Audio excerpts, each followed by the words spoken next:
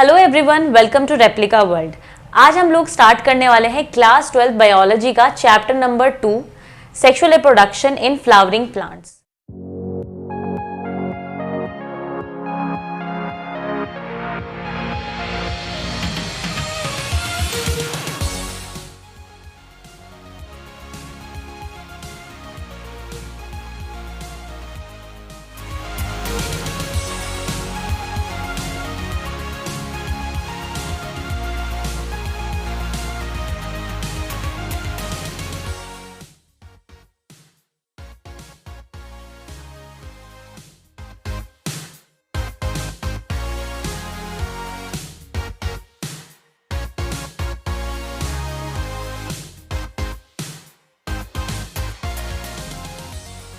तो जैसे कि आप लोग जानते ही हैं कि सेक्सुअल रिप्रोडक्शन का जो इंट्रोडक्शन है वो हम लोग पहले वाले चैप्टर में कर चुके हैं। अगर आपने वो वीडियो नहीं देखी है तो चैनल पर जाकर वो वीडियो जरूर देखें और उसके बाद ही ये चैप्टर स्टार्ट करें।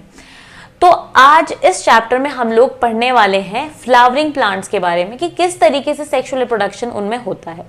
तो फ्लावरिंग प्लांट्स से तो आप समझते ही हैं कि ऐसे प्लांट्स जिन पे फ्लावर्स आते हैं, क्योंकि ऐसे भी कुछ प्लांट्स होते हैं जिन पे फ्लावर्स यानी कि फूल नहीं आते हैं। आपने देखा होगा बहुत जगह, अगर आपके यहाँ गार्डन है या आपने कुछ फ्लावर्स वगैरह लगाए हुए हैं, कुछ प्लांट्स लगाए हुए हैं, तो वहाँ पे आपने देखा होगा कि सारे जो प्लांट्स हैं उनमें फ्लावर्स नहीं आते हैं, कुछ फ्लावरलेस प्लांट्स भी होते हैं। ठीक है, तो वो जिम्नोस्पर्म्स भी हो सकते हैं या वो थैलोफाइट्स भी हो सकते हैं। ठीक है, अलग अलग हो सकते हैं। तो कुछ नॉन फ्लावरिंग प्लांट्स भी होते हैं, पर इस चैप्टर में बेसिकली हम सिर्फ और सिर्फ फ्लावरिंग प्लांट्स के बारे में ही बात करेंगे। तो अब इस चैप्टर में जो भी हम लोग पढ़ेंगे उसमें मैं सिर्फ प्लांट बोलूंगी, तो आपको समझ जाना है कि मैं सिर्फ फ्लावरिंग प्लांट्स के बारे में बात कर रही हूँ। तो बेसिकली जो फ्लावरिंग प्लांट्स होते हैं वो एक कैटेगरी से बिलोंग करते हैं जिसको हम लोग बोलते हैं एंजियोस्पर्म्स। तो बेसिकली हम लोग एंजियोस्पर्म्स में किस तरीके से सेक्सुअल रिप्रोडक्शन होता है इसके बारे में पढ़ने वाले हैं। तो सेक्सुअल रिप्रोडक्शन के बारे में तो हम लोग जानते ही हैं कि सेक्सुअल रिप्रोडक्शन क्या होता है। पहले गैमेट्स बनते हैं, जो गैमेट्स होंगे वो हैप्लॉइड होंगे। तो हैप्लॉइड गैमेट्स पहले बनते हैं और उसके बाद उन गैमेट्स का फ्यूजन होता है और उससे एक डिप्लॉइड बॉडी बनती है, या फिर हम बोल सकते हैं डिप्लॉइड सेल बनता है, जो कि होता है जाइगोट।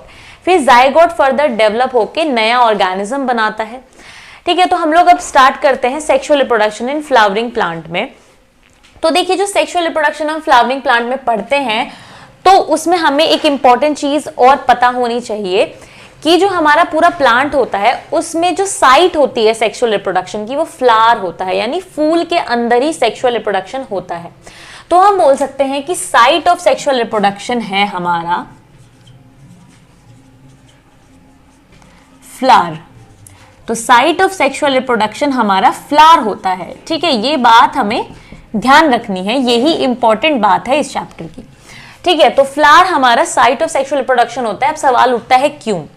क्योंकि मेल और फीमेल सेक्स ऑर्गन जो प्लांट के होते हैं वो फ्लावर में ही प्रेजेंट होते हैं। ठीक है, हम अभी बात करें फ्लावरिंग प्लांट की। ठीक है, तो फ्लावरिंग प्लांट का ये केस है जहां पर फ्लावर में मेल और फीमेल सेक्स ऑर्गन प्रेजेंट होते हैं। तो अब जो हमारा मेल और फीमेल सेक्स ऑर्गन है वो एक फ्लावर में भी प्रेजेंट हो सकता है, वो अलग फ्लावर में भी प्रेजेंट हो सकता है। अगर मेल और फीमेल सेक्स ऑर्गन एक ही फ्लावर में प्रेजेंट है तो ऐसे प्लांट्स को हम लोग बोलते हैं बायसेक्सुअल प्लांट्स। ऐसे प्लांट्स को हम लोग बायसेक्सुअल बोलते हैं। ठीक है, पर कुछ ऐसे भी प्लांट्स होते हैं जिनमें कि फ्लावर अलग अलग होते हैं, यानी मेल फ्लावर अलग होता है, फीमेल फ्लावर अलग होता है। तो ऐसे जो प्लांट्स होते हैं उनको हम लोग यूनिसेक्सुअल बोलते हैं। ठीक है, तो अब बायसेक्सुअल में आप लोग समझ गए। अब यूनिसेक्सुअल में भी दो टाइप के हो सकते हैं, मेल सेक्स ऑर्गन अलग फ्लावर में हो, फीमेल सेक्स ऑर्गन अलग फ्लावर में हो, पर प्लांट सेम हो, यानी एक ही प्लांट पर मेल फ्लावर अलग है और फीमेल फ्लावर अलग है। एक ये केस हो सकता है यूनिसेक्सुअल में। अगर ये केस होता है तो इस केस को हम लोग बोलते हैं मोनोशियस, यानी ऐसे प्लांट्स जो होते हैं वो मोनोशियस होते हैं। अगला जो केस होता है उसमें ये होता है कि जो मेल फ्लावर है वो अलग प्लांट पर होगा और फीमेल फ्लावर अलग प्लांट पर होगा। बेसिकली हम ये बोल सकते हैं मेल प्लांट अलग होगा, फीमेल प्लांट अलग होगा। तो इस कंडीशन को हम लोग डायोशियस बोलते हैं। तो ये जो कंडीशन है ये है हमारी डायोशियस। ठीक है, तो इस तरीके से ये चीज हम लोग समझ गए कि इस तरीके से जो है मेल और फीमेल जो सेक्स ऑर्गन्स हैं वो हो सकते हैं। तो चलिए ये देखते हैं सबसे पहले कि फ्लावर कैसा होता है, फ्लावर में क्या क्या चीजें होती हैं, क्योंकि बेसिकली वो ही हमारे लिए ऑर्गन ऑफ इंपॉर्टेंस है। ठीक है, तो देखो फ्लावर की हम सबसे पहले बात करते हैं। तो फ्लावर कैसा हो सकता है या कैसा होता है जनरली, तो फ्लावर में आप देखते हैं कि कुछ हमारे ऐसे कलरफुल चीजें होती हैं। तो फ्लावर में जो कलरफुल पार्ट होता है वो होता है हमारा पेटल्स। ठीक है, फ्लावर में कुछ कलरफुल पार्ट होते हैं जो कि अलग अलग कलर के हो सकते हैं, जैसे कि रेड भी हो सकता है, वॉयलेट, ब्लू, पिंक, व्हाइट, जितने भी कलर पॉसिबल है उतने कलर हो सकते हैं। तो ये जो हमारा कलरफुल पार्ट होता है इनको हम लोग बोलते हैं पेटल्स। तो ये हमारे होती हैं पेटल्स। उसके बाद फिर यहाँ पे आपने देखा होगा पेटल्स के नीचे ग्रीन कलर की छोटी छोटी पत्तियां होती हैं, पत्तियों जैसे होते हैं। तो ये जो हमारा ग्रीन कलर का होता है इसको हम लोग बोलते हैं सेपल्स। ठीक है, ये जो हमारा बेस होता है इसको हम लोग बोलते हैं थैलेमस। और अब दो इंपॉर्टेंट चीजें आने वाली हैं। तो पहली जो चीज आने वाली है वो है आपका फीमेल सेक्स ऑर्गन। तो आपको ये ध्यान से देखना होगा। तो फ्लावर में सेपल्स और पेटल के साथ साथ में एक बहुत इंपॉर्टेंट चीज होती है फीमेल सेक्स ऑर्गन। तो फीमेल सेक्स ऑर्गन कुछ इस तरीके से होता है। ठीक है, ये आपको ध्यान रखना है, कुछ इस तरीके से फीमेल सेक्स ऑर्गन होता है, जहां पर ये जो हमारा होता है ये होता है स्टिग्मा।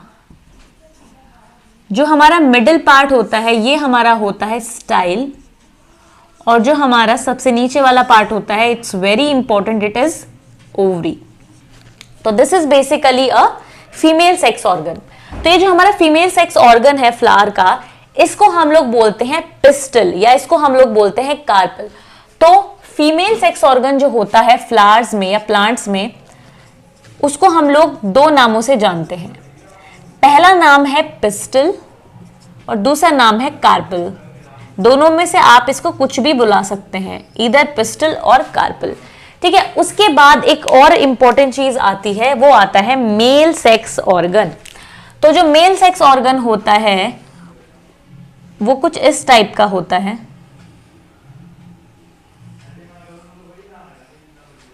ठीक है, वो कुछ इस टाइप का होता है, जहां पर ये जो हमारा पार्ट है ये है हमारा फिलामेंट, यानी जो ये आप स्टिक जैसा देख रहे हैं ये फिलामेंट है, और ये जो आप सर्कुलर देख रहे हैं ये है हमारा एंथर। तो दिस इज बेसिकली एंथर। तो ये जो एंथर और फिलामेंट है ये दोनों मिलकर बना रहे हैं मेल सेक्स ऑर्गन। तो ये जो मेल सेक्स ऑर्गन है इसको हम लोग बोलते हैं स्टेमन। तो ये आपको ध्यान रखना है कि जो हमारा मेल सेक्स ऑर्गन है वो है हमारा स्टेमन। इसको हम एक ही नाम से जानते हैं, स्टेमन से। ठीक है, दिस इज स्टेमन। तो ये बेसिकली एक फ्लावर का स्ट्रक्चर होता है जहां पर चार हम बोल सकते हैं पार्ट्स होते हैं बेसिकली। ठीक है, पहला जो पार्ट है वो है पेटल। ठीक है, जो कि कलरफुल जो भी पत्तियां होती हैं फ्लावर की वो पेटल्स होते हैं। फिर आता है जो ग्रीन कलर के होते हैं छोटी छोटी, वो सेपल्स। उसके बाद फिर एक आता है फीमेल सेक्स ऑर्गन जिसको हम लोग बोलते हैं कार्पल। ठीक है, उसके बाद एक आता है मेल सेक्स ऑर्गन जो कि क्या होता है हमारा स्टेमन।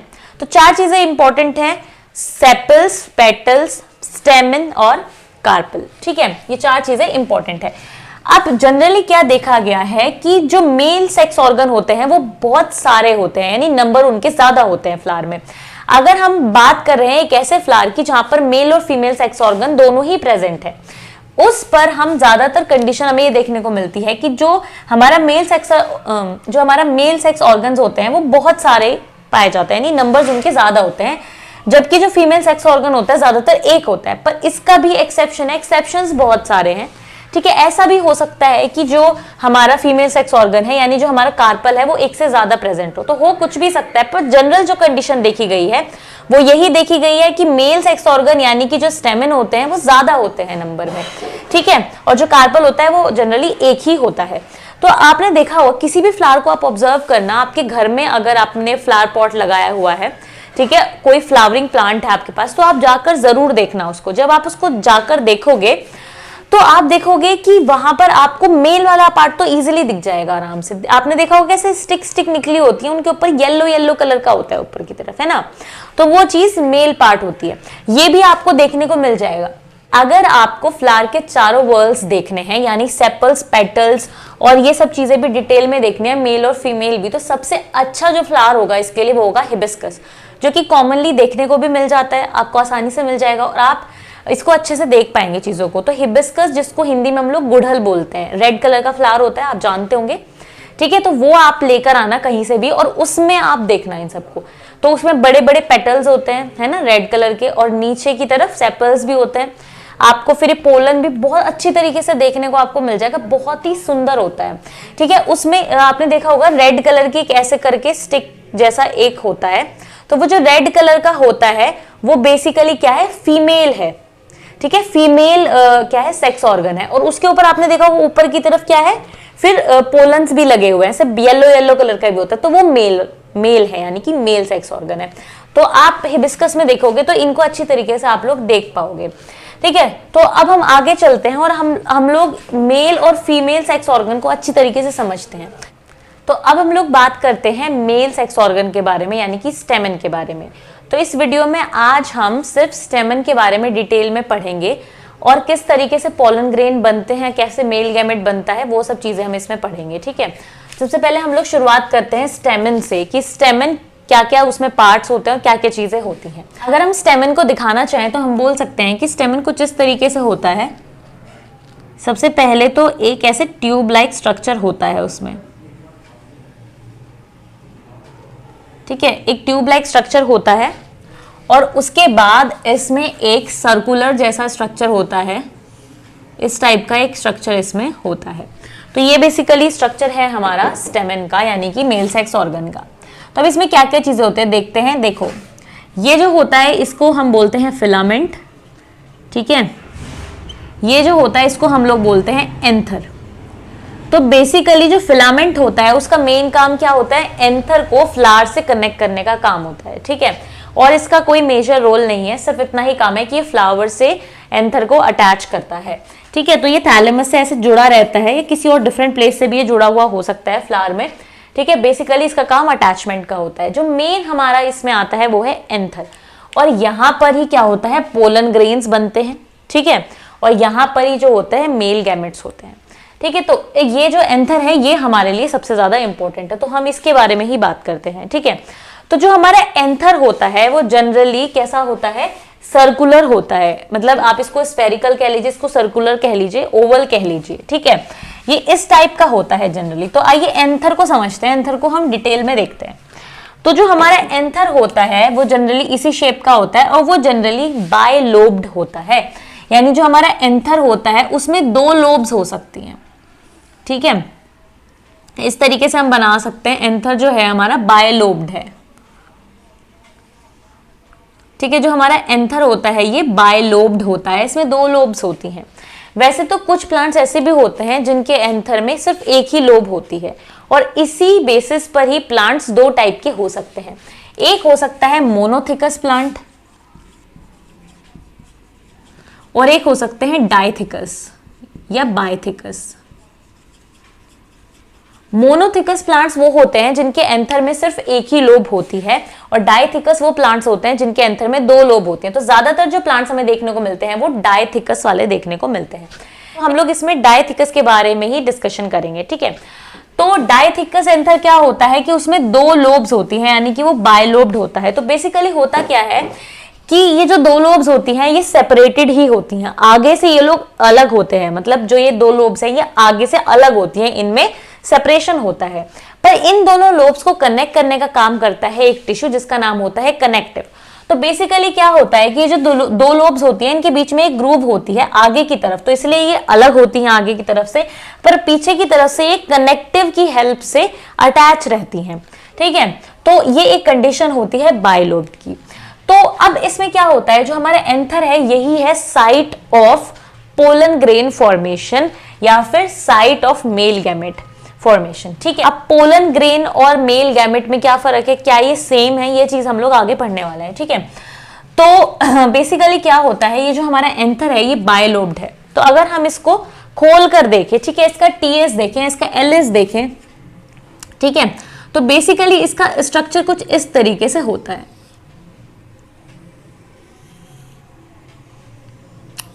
ठीक है, तो ये हमारे पास दो लोब्स होती हैं, एक लोब इधर वाली और एक लोब इधर वाली, इनके बीच में ऐसे ग्रूव प्रेजेंट होती है। ठीक है, मतलब ऐसे विजिबल नहीं है, अगर हम टीएस में देखें तो ऐसे हमें विजिबल नहीं होगी वो ग्रूव, बट बेसिकली स्ट्रक्चर कुछ इस तरीके से होता है।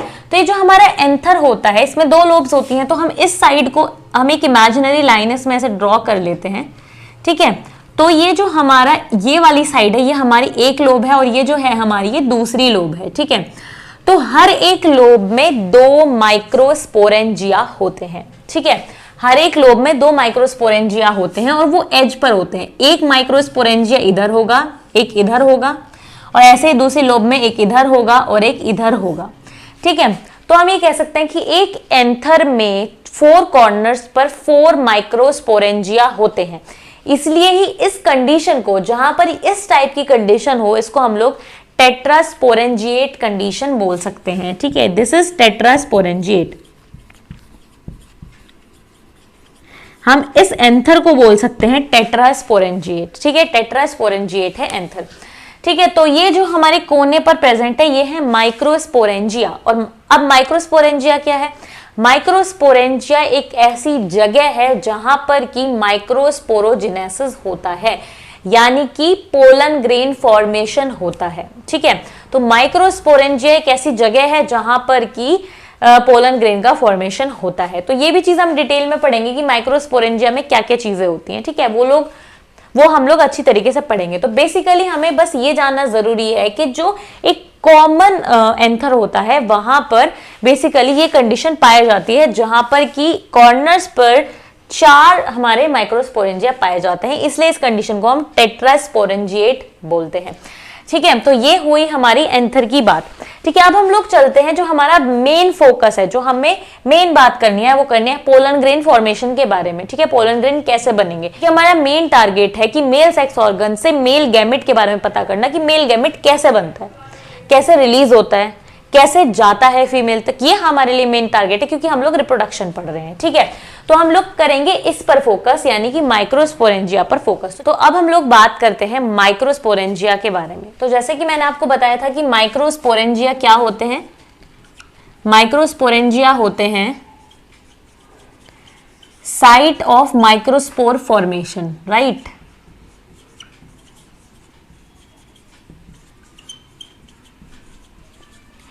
तो जहां पर माइक्रोस्पोर्स बनते हैं वो होता है हमारा माइक्रोस्पोरेंजिया। यहाँ पर हमारे माइक्रोस्पोर्स बनते हैं, यानी कि यहाँ पर हमारे पोलन ग्रेन्स बनते हैं। ठीक है, तो ये होता है माइक्रोस्पोरेंजिया। आइए देखते हैं कि कैसे ये माइक्रोस्पोरेंजिया डेवलप होता है, क्या क्या लेयर्स इसमें होती हैं और क्या क्या चीजें इसके अंदर होती हैं, क्या क्या प्रोसेसेस होती हैं। तो अगर हम बात करें इसकी डेवलपमेंट की, तो बेसिकली डेवलपमेंट कुछ इस तरीके से होता है कि पहले हमारे पास एंथर में एक आउटर लेयर होती है,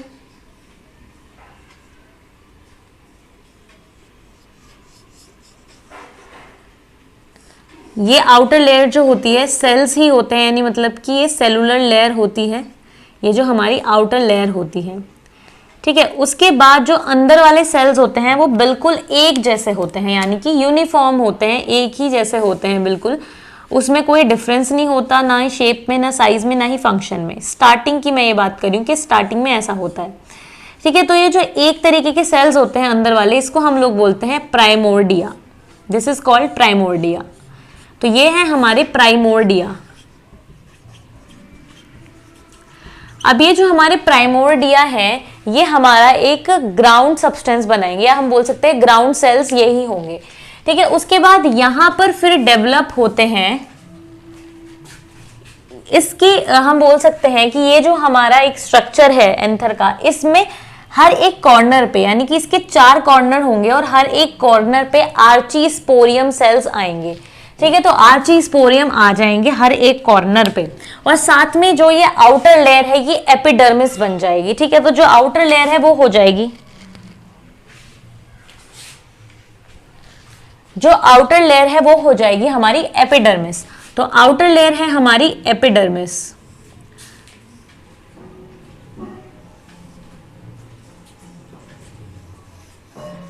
तो जो हमारे आउटर लेयर होगी वो हमारी बन जाएगी एपिडर्मिस, ठीक है। और जो हमारे 4 कॉर्नर्स होंगे यहाँ पे आर्चीस्पोरियम आ जाएगा, ठीक है। आर्चीस्पोरियम सेल हम इसको बोल सकते हैं, आर्चीस्पोरियम कुछ भी बोल सकते हैं। तो ये आर्चीस्पोरियम हमारा यहाँ पर ऐसे करके चारों कॉर्नर पर आ जाएगा, तो ये हमारा हो जाता है आर्चीस्पोरियम। ये सारे हमारे क्या है, आर्चीस्पोरियम है। और बीच में सेल्स तो होंगे, मतलब आप ये मत समझना कि अगर मैंने नहीं बनाए हैं सेल्स तो यहाँ पे सेल्स नहीं है, सेल्स यहाँ पर हैं, पर हम लोगों को जो इंपॉर्टेंट है वो ही हमें डायग्राम में देखना है, ठीक है। तो ये क्या है, हमारे आर्चीस्पोरियम है। अब फिर क्या होगा, आर्चीस्पोरियम में और डेवलपमेंट होगा, यानी कि डिवीजन होगा, और डिवीजन होने के बाद आर्चीस्पोरियम से 2 सेल्स बनेंगे, एक होगा आउटर सेल और दूसरा होगा इनर सेल। तो जो हमारा आर्चीस्पोरियम में आउटर सेल होगा, तो इस डायग्राम को मैं सिंपल बनाने के लिए एपिडर्मिस को बस एक इस तरीके से दिखा रही हूँ, ठीक है।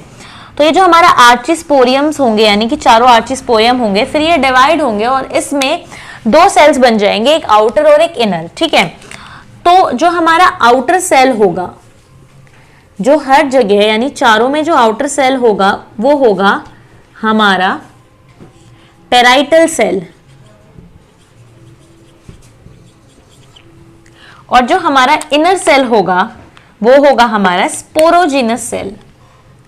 तो इनर सेल जो हमारा है वो है स्पोरोजिनस और आउटर वाला है parietal. So this is sporogenous, sporogenous cell. तुम्हारे पास ये 2 सेल्स आ जाएंगे, पेराइटल सेल और स्पोरोजिनस सेल। अब अगली स्टेज में क्या होगा, ये बेसिकली हम लोग स्टेजेस की बात कर रहे हैं। तो अगली जो हमारी स्टेज होगी उसमें क्या होगा, पेराइटल सेल भी डिवाइड होंगे और स्पोरोजिनस सेल भी डिवाइड होंगे।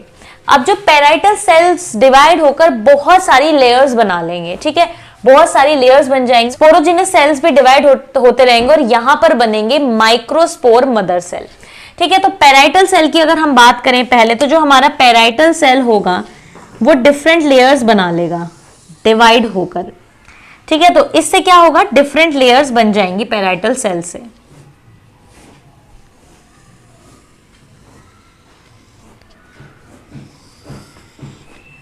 तो पेराइटल सेल से हमारे पास डिफरेंट लेयर्स आ जाएंगी। तो अगर हम इसको सेलुलर दिखाना चाहते हैं तो सेलुलर दिखा सकते हैं इस तरीके से। तो एक लेयर हमारी ये हो जाएगी, ठीक है।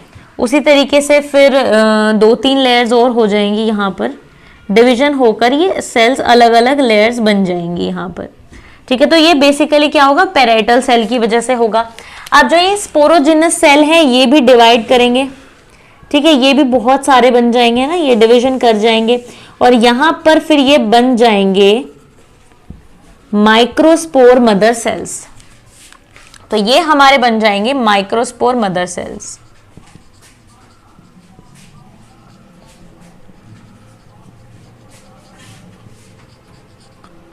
ये माइक्रोस्पोर मदर सेल्स हमारे बन जाएंगे। तो बेसिकली बात ये है कि जो पेराइटल सेल्स होंगे वो लेयर्स बनाने का काम करेंगे, यानी कि प्रोटेक्टिव लेयर्स बनाने का काम करेंगे, और जो स्पोरोजिनस सेल हैं वो बनाएंगे माइक्रोस्पोर मदर सेल, यानी वो ही ऐसे सेल्स हैं जिनकी वजह से पोलन ग्रेन बनेगा, यानी कि हमारा मेल गैमेटोफाइट बनेगा। तो बेसिक जो चीज है वो जो हमारे लिए ज्यादा इंपॉर्टेंट है अभी, वो है हमारा स्पोरोजिनस सेल्स, ठीक है, या स्पोरोजिनस टिश्यू। तो ये जो हमारे स्पोरोजिनस टिश्यू है इससे ही हमारे माइक्रोस्पोर मदर सेल बनेंगे और उससे ही फिर हमारे पोलन ग्रेन्स बनेंगे। तो आप लोग ये समझ गए होंगे, पेराइटल सेल का काम है प्रोटेक्टिव लेयर्स बनाना और स्पोरोजिनस सेल या टिश्यू का काम है माइक्रोस्पोर मदर सेल बनाना और अल्टीमेटली फिर पोलन ग्रेन्स बनाना, ठीक है। तो इस तरीके से डेवलपमेंट होता है हमारा माइक्रोस्पोरेंजिया का। तो ये जो हमारा पूरा स्ट्रक्चर होता है ना, ये जो हमारा स्ट्रक्चर बनता है हर एक कोने पर, ठीक है, ये जो हमारा स्ट्रक्चर होता है ये हमारा होता है माइक्रोस्पोरेंजिया। और एक एंथर में जो कि बायलोब्ड है, यानी जिसमें कि 2 लोब्स हैं, उसमें 4 हमारे माइक्रोस्पोरेंजिया होते हैं हर एक कॉर्नर पे। तो जैसे कि आप ये वाला डायग्राम देख सकते हैं, ये फुली ग्रोन एंथर का डायग्राम है जिसमें कि 4 स्पोरेंजिया आप देख पा रहे हैं। तो आप इस डायग्राम को ध्यान से देख लें, ठीक है। तो यहां पर आपको 4 कोनों पर ये पूरे दिख रहे होंगे माइक्रोस्पोरेंजिया, जहां पर सारी लेयर्स पूरी हो चुकी हैं, ठीक है। तो अब हम लोग बात करने वाले हैं कि लेयर्स कौन कौन सी होती हैं, यानी कि वॉल्स कौन कौन सी होती हैं और उनकी क्या इंपॉर्टेंस होती है इसके बारे में। तो अब हम लोग बात करते हैं माइक्रोस्पोरेंजियम के स्ट्रक्चर के बारे में। तो उसके लिए हमें देखना होगा एंथर का स्ट्रक्चर, कि एंथर का स्ट्रक्चर कैसे होता है। तो देखो यहाँ पर ये मैंने ड्रॉ किया हुआ है। तो बेसिकली मैंने इसमें इंपॉर्टेंट चीजें ड्रॉ की हैं, और जो ये खाली स्पेस है यहाँ पर भी सेल्स हैं, ठीक है। तो अब हम ये जो देख रहे हैं ये है एंथर का डायग्राम। तो ये एक बायलोब्ड एंथर का डायग्राम है, यानी जिसमें कि 2 लोब्स हैं और हर एक लोब में 2 माइक्रोस्पोरेंजिया है। हर एक कॉर्नर पे यानी कि 1 माइक्रोस्पोरेंजिया है, और हम ऐसा भी बोल सकते हैं कि एक एंथर में 4 माइक्रोस्पोरेंजिया हैं। इसलिए इस कंडीशन को हम लोग टेट्रास्पोरेंजिएट कंडीशन बोलते हैं, ठीक है। तो अब हम लोग इस डायग्राम में बेसिकली लेयर्स के बारे में देखेंगे या समझेंगे कि कौन कौन सी लेयर्स होती हैं एक एंथर में और कौन कौन सी लेयर्स होती है माइक्रोस्पोरेंजिया में, ठीक है। तो ये जो पूरा स्ट्रक्चर आप देख रहे हैं ये एंथर का स्ट्रक्चर है, ठीक है। और बीच में ये जो मिडिल पार्ट्स आप लोग देख रहे हैं ये है माइक्रोस्पोरेंजिया, ठीक है।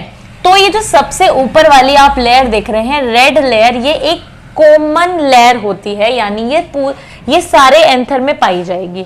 तो ये जो सबसे आउटर मोस्ट लेयर है ये है एपिडर्मिस, ठीक है। This is epidermis. ये चीज हमें पता है कि किसी भी चीज की जो आउटर लेयर होती है वो हमेशा एपिडर्मिस ही कहलाती है। तो ये है हमारी एपिडर्मिस। तो एपिडर्मिस लेयर जो होती है उसकी जो सेल्स होते हैं बहुत ही थिन होते हैं, छोटे होते हैं, ठीक है। थिन होते हैं और छोटे होते हैं एपिडर्मिस के जो सेल्स होते हैं। और ये जो लेयर होती है ये कॉमन लेयर होती है पूरे एंथर के लिए। ऐसा नहीं है कि एक इस माइक्रोस्पोरेंजिया के लिए ये पर्सनल लेयर है, नहीं, ये जो है पूरे एंथर को कवर करती है एपिडर्मिस। जो नेक्स्ट लेयर आती है वो आती है एंडोथीशियम। तो ये जो एंडोथीशियम होती है ये हाइपोडर्मल लेयर है, ठीक है, और ये एपिडर्मिस के नीचे प्रेजेंट होती है। तो ये जो एंडोथीशियम लेयर है इसके जो सेल्स होते हैं थोड़े बड़े बड़े होते हैं। मैंने इस डायग्राम में बेसिकली सिर्फ आपको दिखाने के लिए ये बनाया है, बट जो सेल्स होते हैं एंडोथीशियम के वो एपिडर्मिस से काफी बड़े होते हैं, ठीक है, और थोड़े लंबे भी होते हैं शेप में। तो एंडोथीशियम जो है एक हाइपोडर्मल लेयर है, ठीक है। उसके बाद फिर हमारे आती है मिडल लेयर्स। फिर एंडोथीशियम के नीचे जो प्रेजेंट होती है वो होती है मिडल लेयर्स। अब ये मिडल लेयर्स एक लेयर भी हो सकती है, 2 भी हो सकती हैं, 3 भी लेयर्स हो सकती है, यानी 1 से लेके 3 लेयर्स तक हो सकती हैं मिडल लेयर्स, ठीक है। तो बेसिकली मैंने यहाँ पे 3 लेयर्स दिखाई हुई हैं। तो ये जो लेयर होती हैं ये हर एक माइक्रोस्पोरेंजिया की अपनी अलग अलग होती हैं, ठीक है। यहाँ पे ये अलग होंगी लेयर्स, और ये जो मिडल लेयर इसकी होगी ये अलग होगी, इसकी अलग होगी, इसकी अलग होगी, इस तरीके से होता है, ठीक है। तो यहाँ पर मैंने सिर्फ एक को कंप्लीट किया हुआ है। यहाँ पर भी इसी तरीके से मिडल लेयर होंगी, एपिडर्मिस होगा, एंडोथीशियम होगा, उसके बाद ये मिडल लेयर्स होंगी, यहाँ पर भी सेम इसी तरीके से होगा, यहाँ पर भी सेम इसी तरीके से होगा, ठीक है। फिर मिडल लेयर के बाद में जो सबसे इनर मोस्ट लेयर आती है वो आती है टेप्टम, और ये बहुत ही ज्यादा इंपॉर्टेंट लेयर है। तो ये वाली जो ब्लू कलर से मैंने ड्रॉ करी हुई है ये है टेप्टम। इसी तरीके से यहाँ पर भी आप टेप्टम देख सकते हैं, यहाँ पर भी और यहाँ पर भी, ठीक है। ये हमारी हो जाती है टेप्टम। तो टेप्टम एक बहुत ही इंपॉर्टेंट लेयर है क्योंकि ये नरिशमेंट प्रोवाइड करती है स्पोरोजिनस सेल्स को, स्पोरेंजियस टिश्यू को। तो टेप्टम के अंदर जो आप देख रहे हैं ये है स्पोरेंजियस टिश्यूज, ठीक है, यह स्पोरेंजियस सेल्स। और यहाँ पर ही क्या होते हैं पोलन मदर सेल्स या माइक्रोस्पोर मदर सेल्स होते हैं, ठीक है। ये जो हमारा स्पोरेंजिनस टिश्यू है तो इस स्पोरोजिनस टिश्यू में ही हमारे माइक्रोस्पोर मदर सेल या पोलन मदर सेल है, ठीक है। तो टेप्टम का काम मेनली होता है कि जो पोलन मदर सेल्स होते हैं जिनसे कि पोलन ग्रेन आगे चल के बनेंगे उनको नरिशमेंट प्रोवाइड करने का काम करती है टेप्टम। वैसे तो इसके और भी बहुत सारे फंक्शन हैं, जैसे कि तो टेप्टम होती है वो कैलेज एंजाइम रिलीज करती है, ठीक है। उसके बाद टेप्टम जो है IAA सिक्रीट करता है। तो जो टेप्टम लेयर है वो IAA यानी कि जो कि एक ग्रोथ फैक्टर है उसको सिक्रीट करता है, और वो जो IAA होता है वो पोलन ग्रेन में जाके स्टोर हो जाता है और फिर पोलन ग्रेन की ग्रोथ में वो उसकी हेल्प करता है। साथ साथ में जो टेप्टम होता है वो कंपैटिबिलिटी इनकंपैटिबिलिटी प्रोटीन्स भी बनाता है, यानी कि कोई भी पोलन ग्रेन किसी स्टिग्मा के लिए कंपैटिबल है या नहीं, या उससे मैच कर रहा है या नहीं, ये भी जो है ये जो चीज है ये प्रोटीन से हमें पता लगती है, और वो प्रोटीन बनाने का काम करते हैं टेप्टम। जैसे कि पोलन ग्रेन एक बार बन जाते हैं और पोलन ग्रेन फिर आते हैं फीमेल ऑर्गन तक, यानी स्टेमन पर आकर लैंड करते हैं।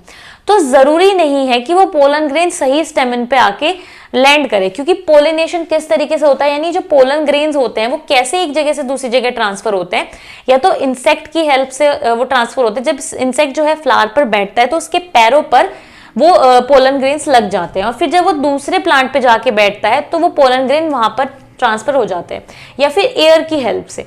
तो अब इसमें बहुत चांसेस ऐसे हैं कि वो जो पोलन ग्रेन है वो गलत फ्लावर पर चले जाए, दूसरी स्पीशीज के फ्लावर पर चले जाए, जैसे कि रोज के पोलन ग्रेन हिबिस्कस पर चले जाएं, तो उनका तो वहां पे कोई फायदा नहीं है। तो क्या होता है कि पोलन ग्रेन वहीं पर पोलन ट्यूब बनाते हैं जहां पर कंपैटिबिलिटी मिलती है, यानी कि जो सेम स्पीशीज के होते हैं। तो वो सेम स्पीशीज पहचानने का काम कुछ प्रोटीन्स करती हैं, जिनको कंपैटिबिलिटी इनकम्पैटिबिलिटी प्रोटीन्स हम लोग बोलते हैं, और वो प्रोटीन भी टेप्टम रिलीज करता है या टेप्टम ही उसको बनाता है। ठीक है, इस तरीके से और भी बहुत सारी चीजें हैं, जैसे कि टेप्टम जो पोलन किट एक लेयर होती है, ठीक है, पोलन किट पोलन ग्रेन के ऊपर एक लेयर होती है, और ये लेयर उन्हीं पोलन ग्रेन्स में पाई जाती हैं जो ज्यादातर इंसेक्ट की हेल्प से ट्रांसफर होते हैं। तो जो पोलन किट है वो भी टेप्टम ही प्रोवाइड कराता है, टेप्टम ही उन सब्सटेंसेस को रिलीज करता है जिनसे कि पोलन किट बनती है। उसी तरीके से बहुत ही इंपॉर्टेंट फंक्शन टेप्टम का ये भी है कि जो पोलन ग्रेन होता है उसमें बेसिकली 2 लेयर्स होती हैं, ठीक है, 2 उसकी कवरिंग होती हैं, एक होती है इंटाइन और एक होती है एक्साइन। इंटाइन होती है अंदर की तरफ और एक्साइन होती है बाहर की तरफ। तो जो एक्साइन हमारी लेयर होती है वो बनती है स्पोरोलेनिन से। तो जो स्पोरोलेनिन सब्सटेंस है वो भी टेप्टम ही बनाता है, टेप्टम कुछ ग्रैनुअल्स बनाता है, उसकी हेल्प से फिर स्पोरोलेनिन सब्सटेंस बनता है, जिससे कि पोलन ग्रेन की आउटर लेयर बनती है, जिसको हम लोग एक्साइन बोलते हैं। ठीक है, तो टेप्टम की ये कुछ रोल्स है, कि इसलिए ही टेप्टम बहुत ज्यादा इंपॉर्टेंट है, क्योंकि ये बहुत सारे फंक्शन परफॉर्म करता है। ठीक है, तो ये चीज हमारी हो जाती है टेप्टम के बारे में। अब हमारा जो ये जो आप बीच में स्ट्रक्चर देख रहे हैं, this is sporogenous tissue, and यहाँ पर ही होते हैं पोलन मदर सेल या फिर माइक्रोस्पोर मदर सेल, और ये माइक्रोस्पोर मदर सेल ही फिर डेवलप होके डिवाइड होके बनाते हैं हमारा पोलन ग्रेन। तो बेसिकली यहाँ पर चलता है मियोसिस, यानी कि रिडक्शन डिवीजन, और रिडक्शन डिवीजन से ही फिर माइक्रोस्पोर्स बनते हैं, जो कि फिर फर्दर डेवलप होते हैं पोलन ग्रेन्स में, और फिर पोलन ग्रेन्स में अंदर डेवलप होता है मेल गैमेट। तो ये एक पूरी प्रोसेस होती है।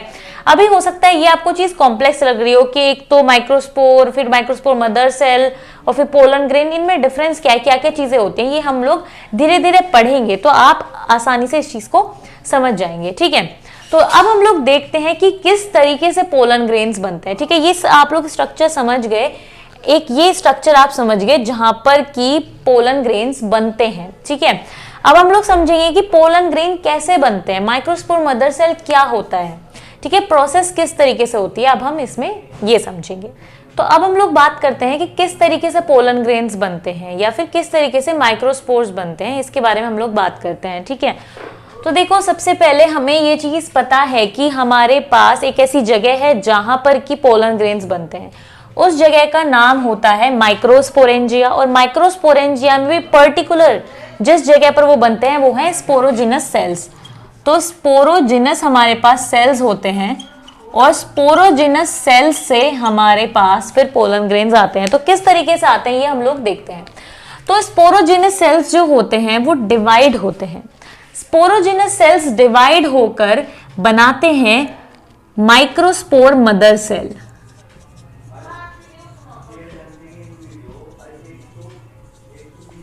तो ये जो हमारे पास स्पोरोजिनस सेल्स हैं ये डिप्लॉइड हैं। ठीक है, तो ये माइटोसिस से डिवाइड होते हैं और ये डिप्लॉइड माइक्रोस्पोर मदर सेल बनाते हैं। ठीक है, ये भी डिप्लॉइड होते हैं। जो हमारे स्पोरोजिनस सेल्स हैं वो माइक्रोस्पोर मदर सेल्स बना रहे हैं जो कि डिप्लॉइड ही हैं। इसको हम लोग पोलन मदर सेल भी बोलते हैं। ठीक है, 2 चीजें हम इसमें बोल सकते हैं, इसको हम लोग माइक्रोस्पोर मदर सेल भी बोल सकते हैं और पोलन मदर सेल्स भी हम इसको बोल सकते हैं। तो माइक्रोस्पोर मदर सेल्स या पोलन मदर सेल्स बनते हैं स्पोरोजिनस टिश्यू से। अब ये जो माइक्रोस्पोर मदर सेल होते हैं या फिर जिनको पोलन मदर सेल्स बोलते हैं, इनमें एक प्रोसेस होती है जिस प्रोसेस का नाम होता है sporogenesis. So this is called sporogenesis.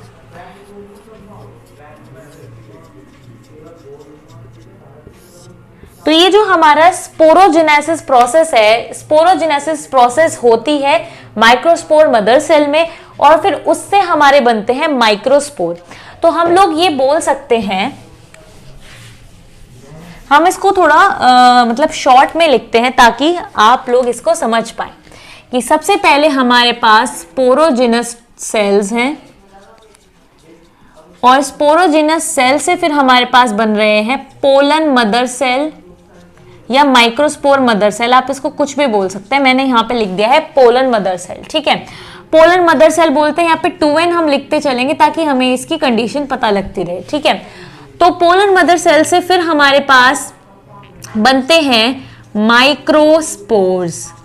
ठीक है, पोलन मदर सेल से हमारे माइक्रोस्पोर्स बनते हैं जो कि हमारे हैप्लॉइड होते हैं। तो पोलन मदर सेल में एक प्रोसेस होती है जिसको हम लोग बोलते हैं स्पोरोजेनेसिस। स्पोरोजेनेसिस एक प्रोसेस होती है जिससे बनते हैं हमारे माइक्रोस्पोर्स। ठीक है, तो अब हम लोग देखते हैं कि माइक्रोस्पोर्स किस तरीके से बनते हैं, यानी स्पोरोजेनेसिस प्रोसेस कैसे होती है। तो स्पोरोजेनेसिस प्रोसेस को पढ़ने से पहले हम इसका आगे देखते हैं कि आगे क्या होता है। जब माइक्रोस्पोर्स बन जाते हैं जो कि हैप्लॉइड होते हैं, फिर ये माइक्रोस्पोर्स डिफरेंशिएट होते हैं और डिफरेंशिएट होने के बाद ये बनाते हैं हमारे पोलन ग्रेन्स। ठीक है, ये हमारे बन जाते हैं पोलन ग्रेन्स, यानी माइक्रोस्पोर्स में ही डिफरेंशिएशन होता है और ये बन जाते हैं हमारे पोलन ग्रेन्स। जो हमारे पोलन ग्रेन होते हैं वो हमारा मेल गैमेटोफाइट होते हैं, ये आपको ध्यान रखना है। ठीक है, जो पोलन ग्रेन्स हैं हमारे वो मेल गैमेटोफाइट हैं, वो मेल गैमेट नहीं है। बहुत सारे स्टूडेंट्स को ये कंफ्यूजन होता है कि पोलन ग्रेन मेल गैमेट होता है, वो मेल गैमेट नहीं होते, मेल गैमेटोफाइट होते हैं। और फिर पोलन ग्रेन्स के अंदर हमारे पास मेल गैमेट बनता है। ठीक है, पोलन ग्रेन के अंदर होता है मेल गैमेट, ये पोलन ग्रेन के अंदर मेल गैमेट बनता है। ठीक है, तो pollen grain is male gametophyte और इसके अंदर मेल गैमेट बनेगा जो कि होता है स्पर्म सेल। जो हमारा मेल गैमेट है उनको हम स्पर्म सेल्स बोलते हैं। ठीक है, तो बेसिकली ये हमारा एक आइडिया है। ठीक है, तो आप चाहें तो इसका स्क्रीनशॉट भी ले सकते हैं। ये पूरा एक प्रोसेस है कि किस तरीके से जो है हमारा मेल गैमेट बनता है। सबसे पहले हमारे पास स्पोरोजिनस सेल्स होते हैं जो कि डिप्लॉयड होते हैं। फिर स्पोरोजिनस सेल्स में डिवीजन होता है, यहाँ पे हम लिख सकते हैं माइटोसिस। माइटोसिस डिवीजन होता है और माइटोसिस डिवीजन होता है और माइटोसिस डिवीजन से हमारे पास बनते हैं पोलन मदर सेल जो कि खुद डिप्लॉयड ही होते हैं। फिर पोलन मदर सेल में एक प्रोसेस होती है जिसको हम स्पोरोजेनेसिस बोलते हैं, जिससे बनते हैं माइक्रोस्पोर्स जो कि क्या होते हैं हमारे हैप्लॉइड होते हैं। उसके बाद ये जो माइक्रोस्पोर्स होते हैं इनमें डिफरेंशिएशन होता है, ये डिफरेंशिएट करते हैं और डिफरेंशिएट करने के बाद बनते हैं पोलन ग्रेन्स जो कि हमारे मेल गैमेटोफाइट हैं। और फिर इन पोलन ग्रेन्स के अंदर हमारा बनता है मेल गैमेट जिसको हम स्पर्म सेल्स बोलते हैं। तो ये एक पूरा आइडिया है। ठीक है, तो हम लोग मान लेते हैं कि ये है हमारा एक पोलन मदर सेल या फिर माइक्रोस्पोर मदर सेल। ठीक है, ये हमारे पास है, तो ये हमारा हो जाता है पोलन मदर सेल और या फिर इसको हम बोल सकते हैं माइक्रोस्पोर मदर सेल। अब इसमें हमारा स्पोरोजेनेसिस की प्रोसेस होगी, राइट।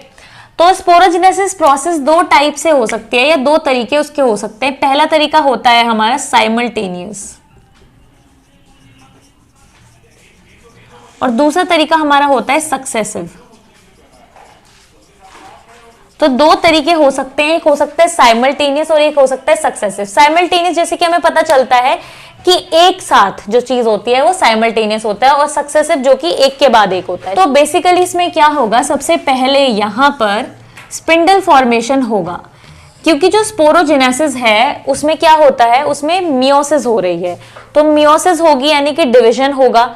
ठीक है, तो मियोसिस यानी रिडक्शन डिवीजन होगा। तो इसमें पहले क्या होगा, स्पिंडल फॉर्मेशन होगी, वो मतलब जो भी नॉर्मल प्रोसेस होती है मियोसिस की आप जानते होंगे वो होगा। यहाँ पे स्पिंडल फॉर्मेशन होगा, डिवीजन होगा, ये सब चीजें होंगी।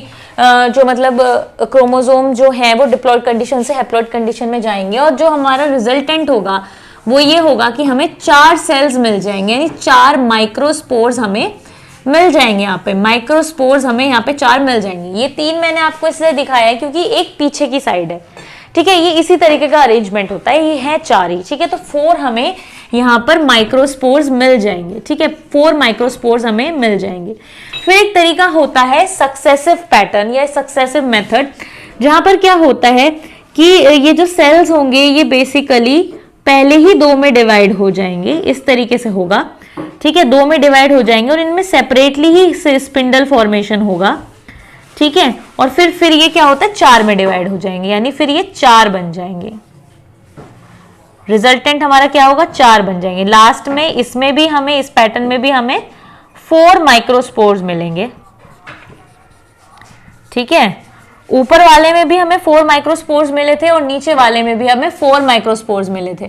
ठीक है। तो ये बेसिकली हमें दोनों में ही 4 माइक्रोस्पोर्स मिलेंगे, पर क्या होगा, इनका अरेंजमेंट डिफरेंट होगा। जो इन्होंने पैटर्न फॉलो किया है, जो प्रोसेस फॉलो की, तो उसकी वजह से जो इनका अरेंजमेंट है वो डिफरेंट हो गया। जैसे कि आप देख पा रहे हैं कि यहाँ पे 4 जो माइक्रोस्पोर्स है वो इस तरीके से अरेंज है, ठीक है, 3 इधर है और एक पीछे की तरफ, ठीक है। और इसमें इस तरीके से अरेंज है सक्सेसिव वाले में, ठीक है, बिल्कुल इस तरीके से। तो ये वाला जो अरेंजमेंट है ये है टेट्राहेड्रल, और ये वाला जो है ये है आइसोबाइलेटरल, ठीक है। तो इस तरीके से क्या होता है, माइक्रोस्पोर्स हमें मिल जाते हैं। तो जो स्पोर्स होते हैं वो भी अलग अलग तरीके से अरेंज होते हैं, ठीक है। तो जैसे कि 2 तो हम देख ही चुके हैं, पहले वाला ये जो है ये है टेट्राहेड्रल, और दूसरे वाला जो है ये है आइसोबाइलेटरल। तो इस तरीके से और भी तरीके होते हैं, मतलब माइक्रोस्पोर और भी तरीकों से अरेंज हो सकते हैं एक साथ में। तो एक होता है टी शेप। टी शेप में क्या होता है, 2 इस तरीके से ऊपर होते हैं, बाकी 2 इस तरीके से नीचे होते हैं। तो this is T shape, this is T shape, okay. This is tetrahedral and this is isobilateral, this is isobilateral, ठीक है। ये हो जाता है आइसोबाइलेटरल, ये हो जाता है टी शेप। फिर एक होता है जिसको हम लोग लीनियर बोलते हैं, जिसमें कि ऐसे ही अटैच हो, एक दूसरे से ऐसे बिल्कुल सीधे लीनियरली अटैच होंगे। तो दिस इज लीनियर पैटर्न, ठीक है। तो इस तरीके से अलग अलग पैटर्न्स होते हैं। एक और पैटर्न होता है जिसमें कि इस तरीके से अरेंज होता है,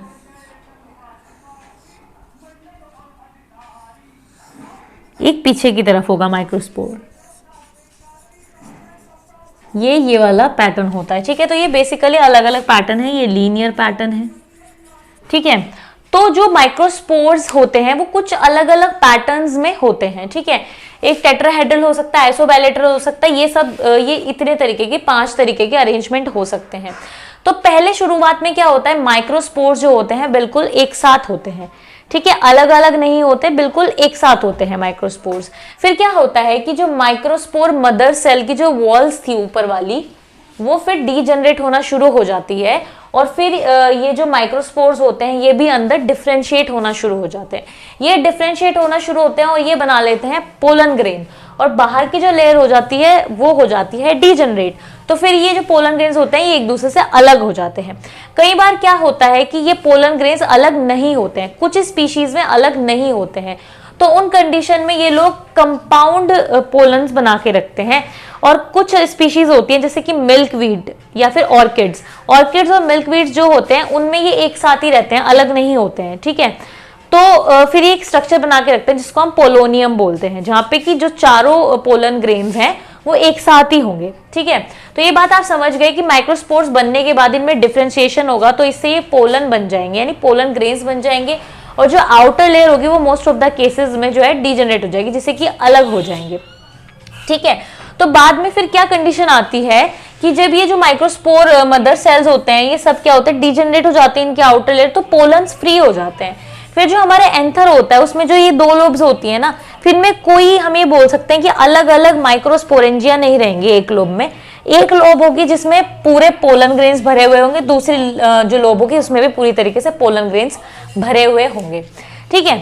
तो ये तो चीज आप लोग समझ गए। अब एक चीज और पॉइंट मिस हो गया था कि जो हमारा ये जो पीएमसी यानी कि जो पोलन मदर सेल या फिर ये जो होता है, इसमें बेसिकली क्या होता है, ये शुरुआत होती है इसकी स्पोरोजिनस सेल से, है ना।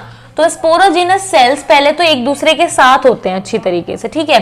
फिर जब ये बनाते हैं pollen mother cell, sporogenous cell से जब पोलन मदर सेल बनता है तो थोड़े टाइम बाद ये जो पोलन मदर सेल होते हैं ये एक दूसरे से अलग होने लगते हैं और ये इंडिपेंडेंट हो जाते हैं। फिर ये एक दूसरे से मतलब एक साथ में नहीं रहते। पहले ये लोग प्लाज्मोडेस्माटा की हेल्प से एक साथ रहते हैं, सारे जितने भी पोलन मदर सेल्स होते हैं, ठीक है। मतलब जैसे कि मैं आपको बताती हूँ, जैसे कि एक साइड वाला जो ये हमारा पूरा स्पोरोजिनस टिश्यू है इसमें बहुत सारे पोलन मदर सेल्स हैं, राइट।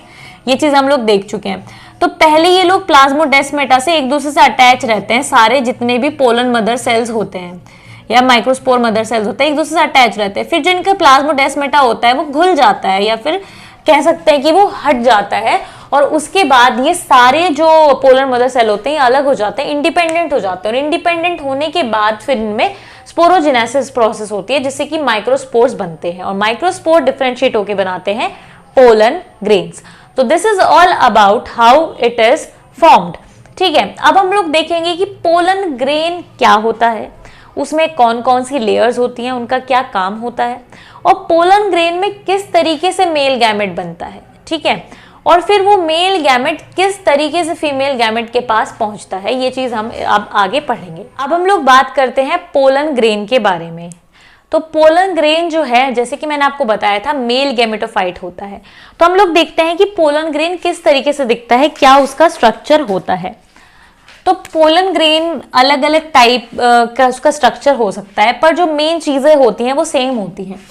जैसे कि यहां पर मैं एक पोलन ग्रेन बना रही हूं,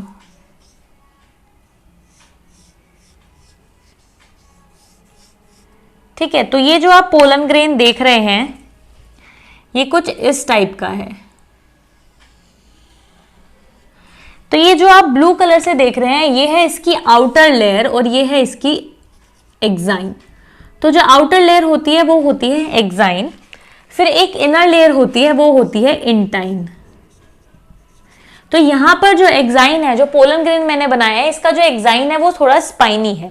जरूरी नहीं है कि हर एक एक्साइन स्पाइनी हो, नॉर्मल भी हो सकता है। तो ये जो मैंने बनाया ये एक ऐसा पोलन ग्रेन है जिसका एक्साइन जो है स्पाइनी है, ठीक है। तो ये प्लांट टू प्लांट डिफर करता है कि एक्साइन कैसा होगा, ठीक है। जो नीचे वाली लेयर है वो है इंटाइन। अब अगर हम अंदर की बात करें तो अंदर यहां पर हमारे पास एक होता है जनरेटिव सेल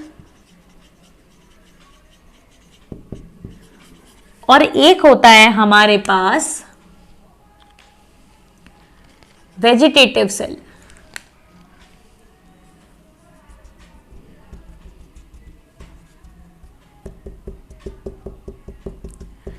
तो ये जो आप छोटे वाला रेड कलर से देख रहे हैं ये है हमारा जनरेटिव सेल, और जो ऊपर बाकी की जगह आप लोग देख रहे हैं ये है हमारा वेजिटेटिव सेल। तो वेजिटेटिव सेल का ये हो गया हमारा वेजिटेटिव न्यूक्लियस, इसको हम लोग ट्यूब न्यूक्लियस भी बोलते हैं। तो ये जो हमारा ऊपर वाला सेल है इसको हम लोग बोलते हैं, ये जो इतना ऊपर वाला सेल है इसको हम लोग बोलते हैं वेजिटेटिव सेल या ट्यूब सेल या फिर ट्यूब सेल। और ये जो हमारा नीचे वाला सेल है इसको हम जनरेटिव सेल बोलते हैं। तो ये जो वेजिटेटिव और ट्यूब सेल होता है इसका एक न्यूक्लियस होता है जिसको हम लोग ट्यूब सेल न्यूक्लियस बोलते हैं, ठीक है। और ये वाला जो है इसको हम जनरेटिव सेल का न्यूक्लियस बोलते हैं, ठीक है। और ये जो हमारा वेजिटेटिव सेल होता है इसमें वैक्यूल्स होते हैं। तो ये जो आप ब्लू कलर से देख रहे हैं ये वैक्यूल्स होते हैं, इसमें बहुत सारे वैक्यूल्स प्रेजेंट होते हैं और साइटोप्लाज्म में बहुत सारा होता है। जबकि जनरेटिव सेल जो होता है वो छोटा होता है, उसमें ज्यादा साइटोप्लाज्म भी नहीं होता है, ठीक है, वैक्यूल्स भी नहीं होते हैं। तो ये जो हमारा ऊपर वाला सेल है वेजिटेटिव सेल, इसमें वैक्यूल्स होते हैं, बहुत सारे सेल ऑर्गेनेलीज भी होती हैं और ये बड़ा होता है। जबकि जो हमारा जनरेटिव सेल होता है वो छोटा होता है, ठीक है।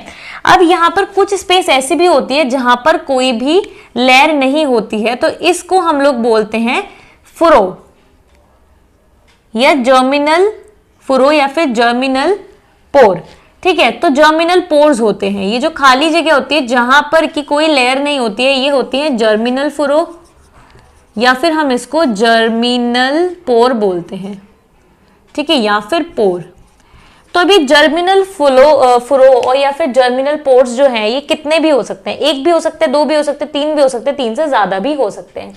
तो इस बेसिस पर कि कितने हमारे पास जर्मिनल पोर्स हैं, प्लांट्स अलग अलग टाइप के हो सकते हैं। एक हो सकता है मोनोकॉल्पेट जिसमें कि सिर्फ एक ही जर्मिनल पोर हो, दूसरा हो सकता है डाइकॉल्पेट, ट्राइकॉल्पेट भी हो सकता है और मल्टीकॉल्पेट भी हो सकता है। तो जैसे इसके नाम से पता चलता है कि जिसमें जितने जर्मिनल पोर्स होंगे उसके अकॉर्डिंग इसका नाम होगा। अगर एक जर्मिनल पोर होगा तो मोनोकॉल्पेट, दो होंगे तो डाइकॉल्पेट, तीन होगा तो ट्राई, और तीन से ज्यादा होगा, चार पांच छह कितना भी, तो वो हो जाएंगे मल्टीकॉल्पेट, ठीक है। तो जो मोनोकॉट्स होते हैं उनमें ये मोनोकॉल्पेट वाली कंडीशन देखने को मिलती है और जो डाइकॉट्स होते हैं उनमें ट्राइकॉल्पेट वाली कंडीशन देखने को मिलती है। तो ये बात आपको ध्यान रखनी है। तो ये तो आपको ध्यान रह जाएगा मोनो से मोनोकॉट, पर ट्राई से आपको याद रखना है डाइकॉट्स, यानी डाइकॉट्स या डाइकोटाइलिडनस जो प्लांट्स होते हैं उनमें ट्राइकॉल्पेट कंडीशन देखने को मिलती है और मोनोकॉट्स में मोनोकॉल्पेट कंडीशन देखने को मिलती है, ठीक है। तो इस तरीके से ये हमारा पूरा स्ट्रक्चर हो गया पोलन ग्रेन का। अब पोलन ग्रेन के स्ट्रक्चर अलग अलग टाइप के हो सकते हैं, जैसे कि ये जो आउटर एक्साइन है ये अलग शेप की भी हो सकती है, स्पाइनी नहीं होकर नॉर्मल हो सकती है। तो इस तरीके से शेप अलग अलग हो सकती है, पर जो चीजें हैं वो सेम रहेंगी। एक्साइन भी होगा, इंटाइन भी होगा, वेजिटेटिव सेल, जनरेटिव सेल, सब कुछ होगा। ठीक है, तो जो हमारा मेल गैमेट होता है वो हमारा बनता है जनरेटिव सेल से। ठीक है, ये आपको बात ध्यान रखनी है कि जनरेटिव सेल से मेल गैमेट्स बनेंगे। ठीक है, तो ये जो हमारा पोलन ग्रेन है ये पूरा, इसको हम लोग बोलते हैं male gametophyte, right. This is our male gametophyte, और इसके अंदर मेल गैमेट्स बनेंगे जो कि जनरेटिव सेल में बनेंगे। ठीक है, अब अगर हम बात करें इंटाइन और एक्साइन की, तो इंटाइन जो है इनर लेयर है पोलन ग्रेन की। ठीक है, इनर लेयर है और ये थिन होती है। ठीक है, और ये ज्यादातर सेलुलोज से मिलके बनी हुई होती है। ठीक है, सेलुलोज से ज्यादा ये मिलके बनी हुई होती है। और अगर हम बात करें एक्साइन की, तो एक्साइन जो है वो स्पोरोपोलिनिन से मिलके बनी हुई होती है, और ये बहुत ज्यादा इंपॉर्टेंट लेयर है, क्योंकि स्पोरोपोलिनिन एक ऐसा सब्सटेंस है जो कि बहुत ज्यादा हार्ड होता है। हम बोल सकते हैं one of the hardest material on this earth. ठीक है, तो स्पोरोपोलिनिन एक बहुत ही हार्ड मटेरियल होता है, उससे ही मिलके एक्साइन बनी होती है, जिस वजह से जो पोलन ग्रेन होते हैं उनको प्रोटेक्शन मिलती है हवा से, पानी से, किसी मैकेनिकल इंजरी से, किसी एनिमल से, हर चीज से प्रोटेक्शन मिलती है। और इसी वजह से जो पोलन ग्रेन्स होते हैं वो सरवाइव कर पाते हैं और काफी सालों तक वो हमें मिलते हैं। यहाँ तक कि बहुत सारे जो प्लांट्स और ट्रीज होते हैं उनके पोलन ग्रेन्स हमें एज अ फॉसिल भी मिल जाते हैं। ठीक है, और उससे स्टडी भी की जाती है। तो फॉसिल इसलिए ये लोग बच पाते हैं, फॉसिल में भी इतने सालों तक भी इसलिए बच पाते हैं क्योंकि इनके ऊपर पोलन, जो पोलिन सब्सटेंस होता है उससे एक्साइन लेयर बनी हुई होती है और वो पोलन ग्रेन को कवर करके रखती है। तो ये जो स्पोरोपोलिनिन होता है ये ना तो एंजाइम से इसका कुछ हो सकता है, ना हीट इसका कुछ कर सकती है, ना मैकेनिकल इंजरी से इसको कोई भी प्रॉब्लम हो सकती है, ये डिग्रेड हो सकता है। ठीक है, ये डिग्रेड नहीं हो सकता किसी भी चीज से, इसलिए ये हार्डेस्ट मटेरियल है। ठीक है, और एक्साइन स्पोरोपोलिनिन से मिलके बनी हुई होती है। तो एक्साइन एक इंपॉर्टेंट लेयर है प्रोटेक्ट करने के लिए पोलन ग्रेन को। ठीक है, अब हम लोग बात करते हैं कि कैसे पोलन ग्रेन का डेवलपमेंट होता है, कैसे पोलन ग्रेन में वेजिटेटिव सेल और जनरेटिव सेल बनते हैं, और फिर इससे कैसे हमारा मेल गैमेट बनता है। अगर हम बात करें पोलन ग्रेन की, तो इनिशियली इसकी कंडीशन ऐसी नहीं होती है। जो मैंने अभी आपको शो किया था ये एक मैच्योर पोलन ग्रेन है। ठीक है, this is a mature pollen grain. अब हम लोग बात करेंगे तो ये कि कैसे इनिशियल से मैच्योर कंडीशन तक पहुंचता है।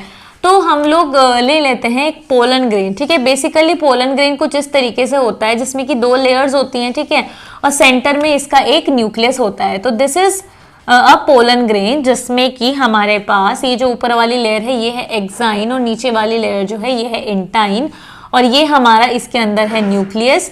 और फिर यहाँ पर क्या होता है, यहाँ पर अंदर साइटोप्लाज्म प्रेजेंट होता है। ये चीज हम सबको पता है क्योंकि पोलन ग्रेन हमारा एक सेल ही तो है, तो इसमें ये सारी चीजें होंगी। तो ये हमारा साइटोप्लाज्म भी इसके अंदर होता है। ठीक है, अब क्या होता है यहाँ पे, अगला स्टेप क्या होता है, देखो जैसे जैसे पोलन ग्रेन मैच्योर होता है तो वो साइज में भी बढ़ना शुरू होता है। ठीक है, उसमें साइटोप्लाज्म का अमाउंट भी बढ़ता है, हर चीज उसमें प्रोटीन्स वगैरह जो भी होती हैं उनका अमाउंट भी बढ़ता है। साथ साथ में क्या होता है, ये डिवाइड भी होता है। फिर पोलन ग्रेन में क्या होता है कि माइटोसिस होती है। ठीक है, उससे पहले क्या होता है, जो पोलन ग्रेन बढ़ रहा होता है, ऐसे बहुत सारे मतलब चीजें उसमें और ऐड हो रही होती है, साइटोप्लाज्म बढ़ रहा होता है, उस तरीके से इसमें वैक्यूल्स के नंबर भी बढ़ने स्टार्ट हो जाते हैं। तो जब इतनी सारी चीजें इसमें बढ़ रही होती हैं और वैक्यूल्स के नंबर भी बढ़ने स्टार्ट हो जाते हैं, तो ये जो न्यूक्लियस होता है इसकी पोजीशन यहाँ पर आ जाती है, यानी थोड़ा ये पेरिफेरल हो जाता है। और अगली कंडीशन में क्या होता है, जो न्यूक्लियस होता है वो वॉल के पास पहुंच जाता है, बीच में होने की जगह वो थोड़ा नीचे की तरफ आ जाता है न्यूक्लियस। तो नीचे की तरफ आ जाता है क्योंकि यहाँ पर बहुत सारे वैक्यूल्स आ जाते हैं। ठीक है, वैक्यूल्स आ जाते हैं थोड़े, और ये ग्रो भी होता है तो और भी चीजें इसमें आती हैं। ठीक है, तो अब ये न्यूक्लियस यहाँ पे आ जाता है, तो अगले स्टेज में क्या होगा, फिर इसमें डिवीजन होगा, माइटोसिस डिवीजन, माइटोटिक डिवीजन होगा, यानी माइटोसिस होगा। ठीक है, तो माइटोसिस होगा तो क्योंकि न्यूक्लियस जो है, तो माइटोसिस में क्या होता है, पूरा सेल भी डिवाइड होता है, साथ साथ में न्यूक्लियस में भी डिवीजन होता है। ठीक है, दोनों ही डिवीजन होते हैं। तो इसमें क्या होता है, साइटोकाइनेसिस और कैरियोकाइनेसिस दोनों चीजें होती हैं, यानी सेल का भी डिवीजन होता है, साइटोप्लाज्म का भी, साथ साथ में न्यूक्लियस का भी होता है। ठीक है, तो क्योंकि न्यूक्लियस यहाँ पे प्रेजेंट होता है पेरिफेरी में, तो इस वजह से क्या होता है कि जो डिवीजन होता है ये अनइक्वल हो जाता है। अनइक्वल डिवीजन होता है तो क्या होता है, दो सेल्स बनते हैं माइटोसिस से, दो सेल्स बनते हैं। ऊपर वाला जो सेल होता है वो बड़ा बन जाता है और जो नीचे वाला सेल होता है वो छोटा बन जाता है। तो बेसिकली कुछ इस तरीके से होता है कि अब इसमें क्या होगा, स्पिंडल फॉर्मेशन होगी। ये आप ऑलरेडी, मैं ड्रॉ नहीं करूंगी, आप समझ जाना कि क्या होगा। डिवीजन होगा तो न्यूक्लियस में क्या होगा, स्पिंडल फॉर्मेशन होगा और जो साइटोप्लाज्म है वो भी डिवाइड करेगा। ठीक है, तो सारी चीजें इसमें डिवाइड करेंगी। फिर फाइनली क्या होगा, क्योंकि न्यूक्लियस का जो पोजीशन था वो पेरिफेरल था, तो इस वजह से क्या होगा, डिवीजन जो है अनइक्वल हो जाएगा। ऊपर की तरफ जो हमारा सेल प्रेजेंट होगा वो बड़ा होगा साइज में, उसमें ज्यादा साइटोप्लाज्म होगा और उसमें वैक्यूल्स भी ज्यादा होंगे। ठीक है, वो बड़ा होगा बेसिकली, वही उसका न्यूक्लियस होगा। जबकि जो नीचे वाला होगा वो बहुत साइज में छोटा होगा और वो बेसिकली वॉल जो हमारा ये लेयर है, ठीक है, इससे ही कहीं ना कहीं अटैच होगा, इससे ही इसके साथ ही लगा हुआ होगा। इसमें जो साइटोप्लाज्म की जो अमाउंट है वो भी थोड़ी सी कम होगी। ठीक है, तो ये जो ऊपर वाला जो सेल होगा ये हो जाएगा हमारा वेजिटेटिव सेल या ट्यूब सेल।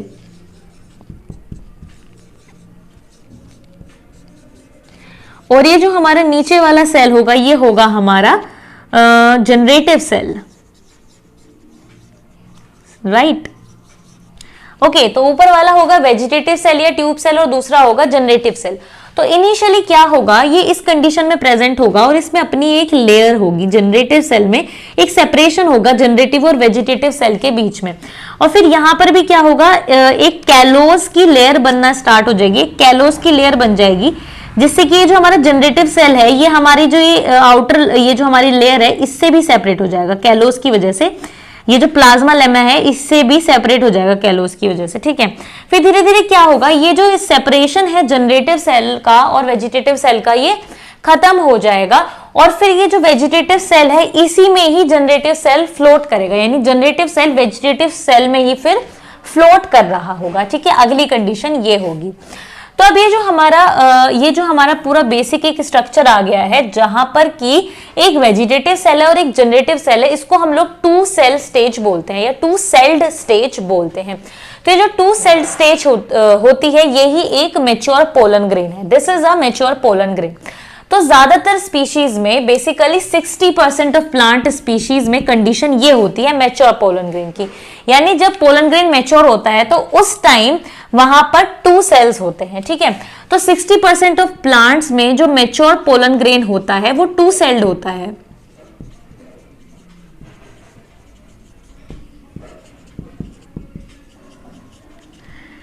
पर जो 40% प्लांट्स होते हैं उनमें ये जो मैच्योर पोलन ग्रेन होता है ये थ्री सेल्ड होता है।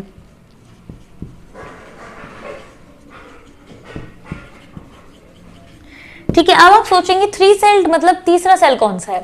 तो बेसिकली क्या होता है 60% कंडीशन में तो क्या होता है, ये होता है 60% प्लांट में। बाकी के जो 40% प्लांट्स होते हैं उनमें क्या होता है कि जिस टाइम ये पोलन ग्रेन मैच्योर हो रहा होता है एंथर में ही, जब एंथर में ही पोलन ग्रेन मैच्योर हो रहा होता है उसी टाइम पर वेजिटेटिव सेल बनता है, जनरेटिव सेल बनता है और जनरेटिव सेल से फिर दो मेल गैमेट्स बन जाते हैं यहीं पर ही। ठीक है, दो मेल गैमेट्स बन जाते हैं तो फिर ये जो स्टेज होती है ये थ्री सेल स्टेज हो जाती है। ठीक है, तो इस तरीके से होता है। बाकी 40% में आप लोग समझ गए कि 40% में क्या होता है, जिस टाइम एंथर में पोलन ग्रेन मैच्योर हो रहा होता है उसी टाइम जनरेटिव सेल में दो मेल गैमेट्स बन जाते हैं। ठीक है, जनरेटिव सेल दो मेल गैमेट्स बना देता है। ठीक है, तो उस स्टेज को हम लोग थ्री सेल स्टेज बोलते हैं। बाकी के जो 60% होते हैं 60% में जब तक एंथर में रहता है पोलन और मैच्योर होता है, तो मैच्योर पोलन जब तक एंथर में रहता है तब तक उसमें सिर्फ दो ही सेल होते हैं, वेजिटेटिव सेल और जनरेटिव सेल। पर जैसे ही ये पोलन ग्रेन जो फीमेल ऑर्गन है उसके ऊपर लैंड करता है फिर वो पोलन ट्यूब बनाता है, तो उस दौरान ही जनरेटिव सेल फिर दो मेल गैमेट्स बनाता है। तो दो कंडीशन है, एक तो एंथर में ही दोनों मेल गैमेट्स बन गए और एक जहां पर की जो मेल गैमेट हैं दोनों वो जनरेटिव सेल से तब बनेंगे जब वो फीमेल ऑर्गन पर लैंड कर जाएंगे, तो वहां पे बाकी का जो मैच्योरेशन है वो होगा। ठीक है, तो इस तरीके से ये कंडीशन होती है। तो ये बेसिकली जो मैंने आपको प्रोसेस बताई ये हमारी प्री पॉलिनेशन प्रोसेस है या प्री पॉलिनेशन डेवलपमेंट है, यानी ये ऐसा डेवलपमेंट है जो कि पॉलिनेशन से पहले हुआ। तो अब आप सोचेंगे कि पॉलिनेशन क्या है। तो पॉलिनेशन प्रोसेस है जहां पर पोलन ग्रेन्स ट्रांसफर होते हैं फीमेल ऑर्गन तक, ठीक है। जो पोलन ग्रेन है वो फीमेल ऑर्गन तक जाते हैं, ठीक है। इस प्रोसेस को हम लोग पॉलिनेशन बोलते हैं, या हम ये बोल सकते हैं ऑर्गन तक जाते हैं और वहां पे सक्सेसफुली लैंड कर जाते हैं, ठीक है। तो वो प्रोसेस होती है पॉलिनेशन की।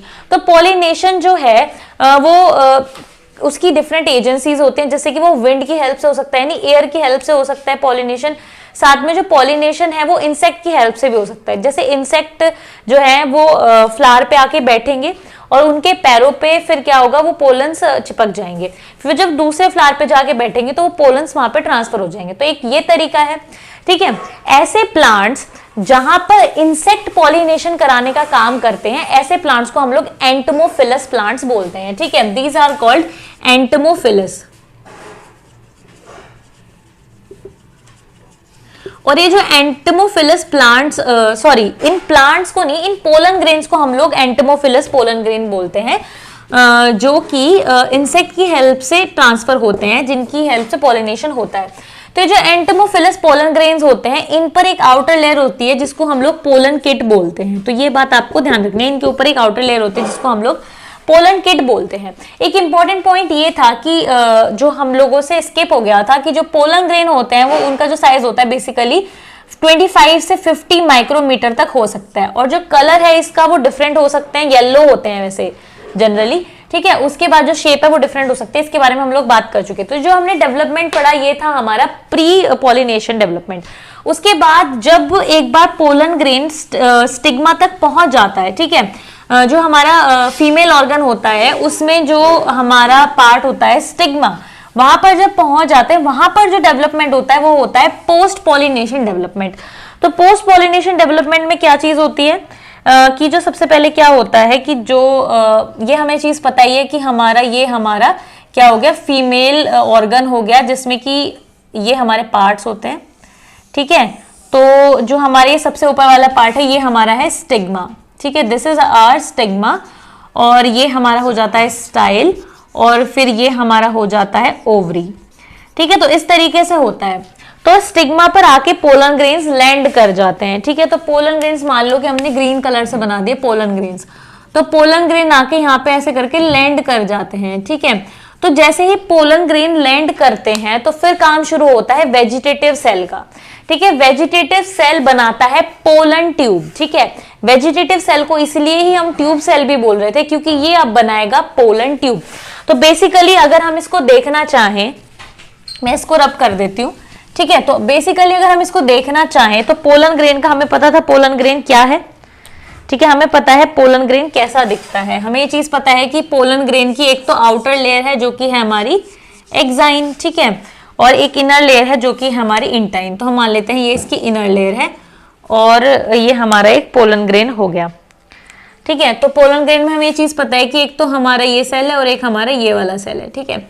तो अब इसमें क्या होगा, जैसे ये स्टिग्मा पे लैंड करेगा तो स्टिग्मा पे लैंड करने के बाद यहाँ से ये जो हमारा एक्साइन है ये यहाँ से एक बोल सकते हैं कि हट जाएगी, रप्चर हो जाएगी, और फिर यहाँ से ये जो हमारा जनरेटिव सेल है ये क्या बनाएगा, पोलन ट्यूब बना देगा। ये क्या बना देगा, पोलन ट्यूब बना देगा। अब जो ये पोलन ट्यूब है इसके ऊपर हमें एक बात ध्यान रखनी है कि एक्साइन की लेयर नहीं है, सिर्फ इंटाइन है, ठीक है। हमें ये चीज पता थी कि ये तो हमारा एक्साइन था और हमें ये चीज पता थी कि ये हमारे इंटाइन है और इसके अंदर ही फिर ये सेल्स हैं।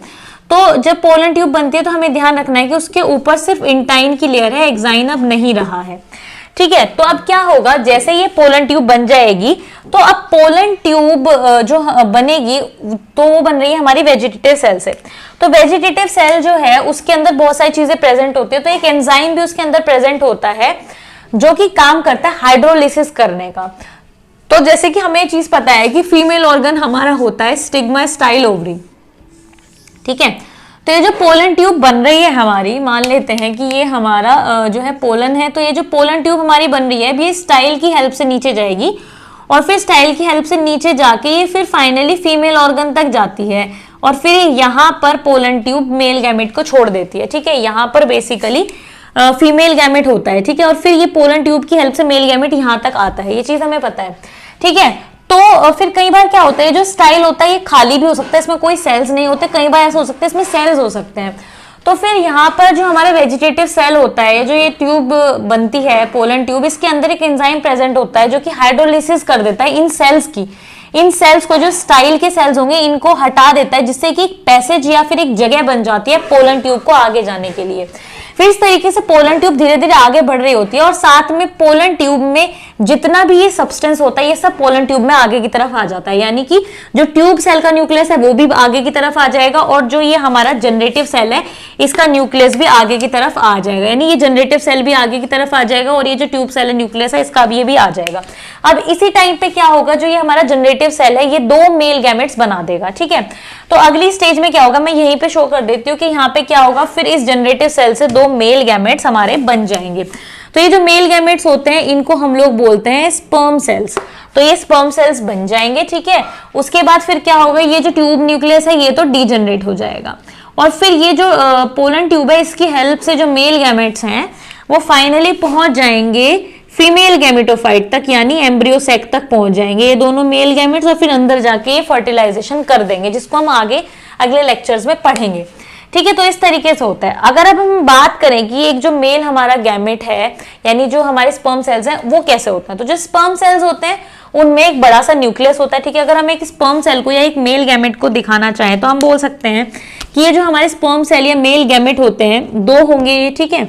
और बात ध्यान रखने की 2 होंगे ये, ठीक है। और एक का स्ट्रक्चर कैसा होगा, बीच में एक बड़ा सा न्यूक्लियस होगा, ठीक है। हल्की सी एक लेयर होगी साइटोप्लाज्म की, थिन लेयर होगी और फिर एक बाहर प्लाज्मा लेमा होगा, यानी प्रोटेक्टिंग लेयर होगी, ठीक है। तो इस तरीके से ये हमारा हो जाता है मेल गैमेट या फिर स्पर्म सेल हम इसको बोलते हैं। अब जैसे कि हम लोग बात कर रहे थे पोलन ट्यूब की, तो पोलन ट्यूब की अगर हम बात करें तो पोलन ट्यूब वैसे तो जनरली क्या होता है, एक पोलन में से एक ही पोलन ट्यूब निकलती है, ठीक है। पर कई बार क्या होता है कि एक पोलन में से कई पोलन ट्यूब्स निकल जाते हैं, तो इस बेसिस पर भी प्लांट्स अलग अलग टाइप के होते हैं। तो अगर एक पोलन में से एक ही पोलन ट्यूब बनती है तो उस कंडीशन को हम लोग मोनोसिफोनस बोलते हैं, और अगर एक पोलन से एक से ज्यादा पोलन ट्यूब्स निकलती हैं तो उसको हम लोग पॉलीसिफोनस बोलते हैं। तो इस तरीके से ये पूरी प्रोसेस हो जाती है जिससे कि हमारा मेल गैमेट या जो स्पर्म सेल है वो बनता है, ठीक है। तो ये चीज हम लोग पूरी पढ़ चुके हैं, मेल ऑर्गन हम पूरा पढ़ चुके हैं। तो अब अगली वीडियो में हम लोग फीमेल ऑर्गन के बारे में पढ़ेंगे और फर्दर फिर अगली वीडियो में हम लोग फर्टिलाइजेशन के बारे में पढ़ेंगे और पोस्ट फर्टिलाइजेशन इवेंट्स के बारे में पढ़ेंगे। तो मैं ये उम्मीद करती हूँ कि ये जो सब चीजें मैंने आपको समझाई हैं आपको अच्छी तरीके से समझ में आ गई हो। अगर आप कोई भी क्वेश्चन पूछना चाहते हैं या आपका कोई भी सजेशन है तो मुझे कमेंट सेक्शन में जरूर बताएं। और अगर ये वीडियो आपको अच्छी लगती है तो वीडियो को लाइक जरूर करें, शेयर करें और रेप्लिका वर्ल्ड को सब्सक्राइब करें।